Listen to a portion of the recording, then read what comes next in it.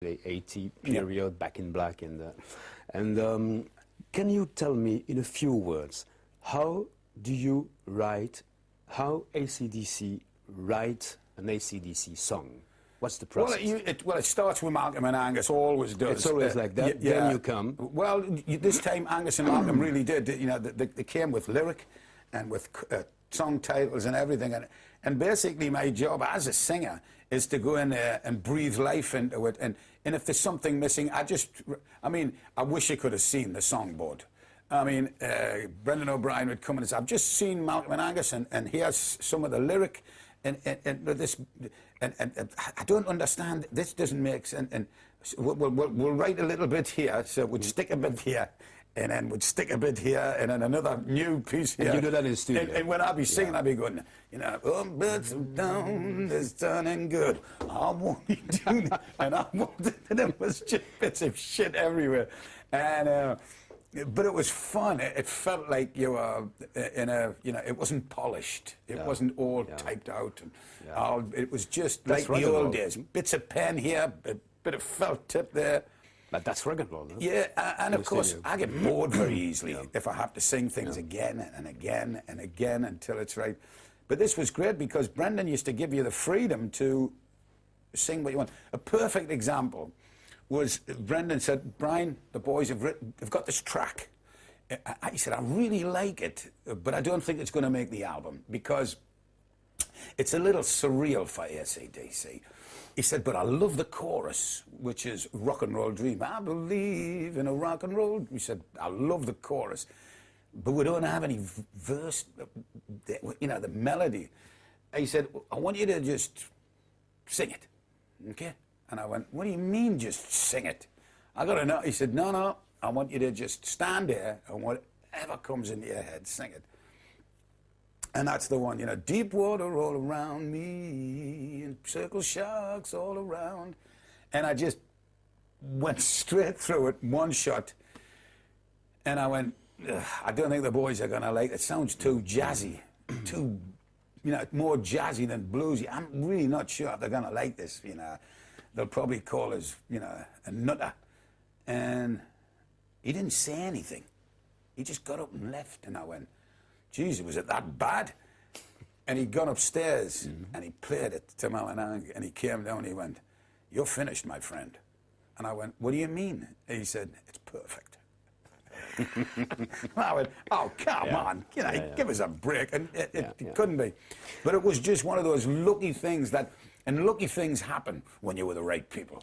But you know, I think well, I suppose you know that you're a lucky guy because you sing with two incredibly good guitar players, but also you sing on one of the best rhythm section ever in the whole rock and roll history. Yeah. Because Phil and Cliff are today, still today, better than ever. Well, I heard just the album this morning, you know. Yeah. But what I heard is, wow. The two of them are incredible. And especially after Cliff, you know, he cut his hand open about 10 months ago, and he required surgery, you know, from his tendons. He lost all the use of all his fingers.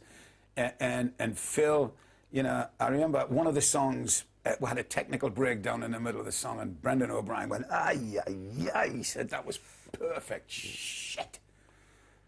Well, we're never going to get that again. God damn it. You know, something electrical had broken.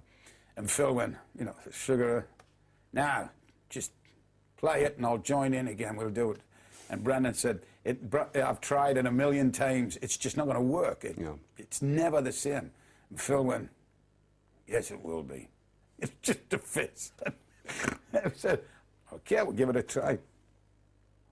And they played it through and it finished. Now, I remember Brendan O'Brien just went, and he looked at Phil and he went, you are a machine, my friend. You are a machine. And Phil just went, oh, no. It's true? Phil's great. You know, he plays the drums and he had this piece of paper hanging off one of the cymbals.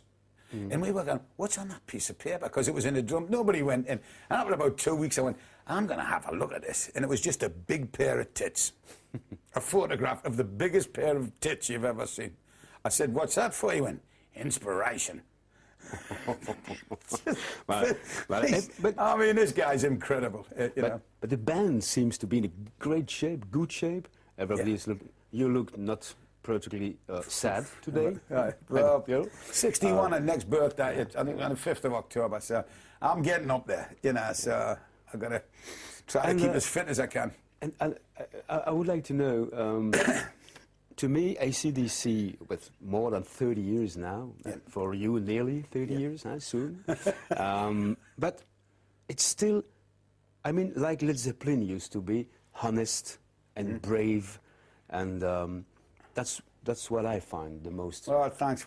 Really, we're trying to there's keep no faith. trick, and there's a kind of fidelity Yeah. to your music, to the fans. But with this album, I think it's going to be, the machine is going to be running well, again. I don't know. I do suppose that was your hope. Fingers crossed, yes. We're, you know, as I said before, we didn't want to let the fans down especially, and we really wanted to tell people that we've still got something to offer, you know, to make the world a more rocking place. And thankfully now there's some young bands coming up that have that same spunk. The Answer is one, you know, from Belfast.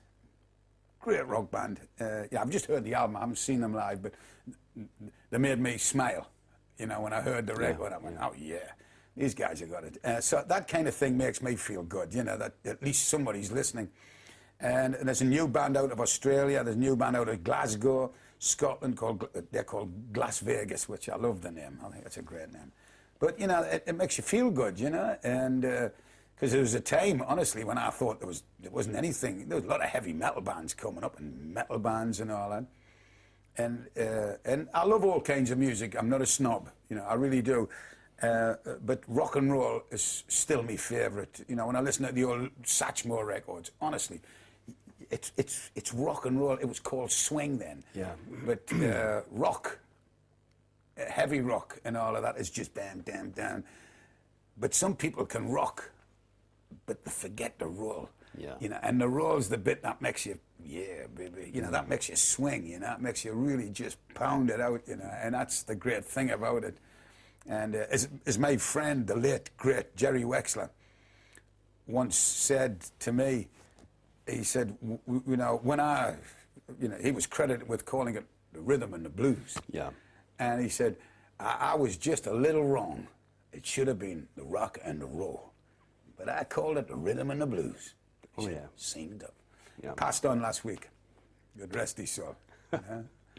Brian, can you tell me just a few words about, well, I told you this is one of my favorite Money Made.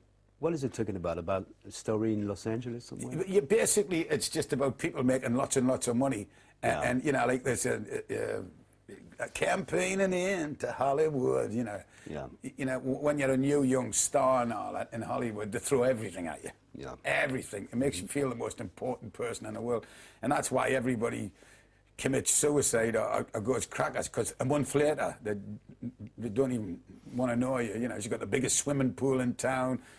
You know, don't wake her up until after 4 o'clock. Yeah. Because she ain't going to be up because she's got to do all the party scene all night, you know. So it's what we've seen, and you know, and when we stay in hotels and, you know, when we're doing Los Angeles and stuff, and you see them come in, we just sit in a corner, have a beer or something, and you can see them. As I say, you know, they've got one hit, and then suddenly they're the most important person in the world. And unfortunately, they believe it. Yeah. And they actually believe that they're And they most don't important. last. Yeah, and you know, and Most it's of the just time. sad. You know, they tell the world what their political beliefs are. Yeah. They tell the world how it should be run. Yeah, sad. Rock and Roll Dream? Yeah, well, that's Great song on the album, and also Rockin' All the Way. Yeah, it's just a cracking song. It's just The end of the album is, well, it's as good as the start. the album is going like this. Yeah, it's just, it keeps going up and up and up. I was quite ticked off about that. Yeah. Because they said to me, Brian, the running order. And I was going, geez, you could do anything. I said, but, Who's you know, done it? Who did it? Running Order. That Sonny Records did it at the end, because okay. we couldn't make our mind up. I was going, what do you think, Mal? And he was going, well, I think that should be there, and that should be there. And Angus is going, nah, that should be there, and that should be there. And I'm going, Well, I think you're both wrong, because that should be...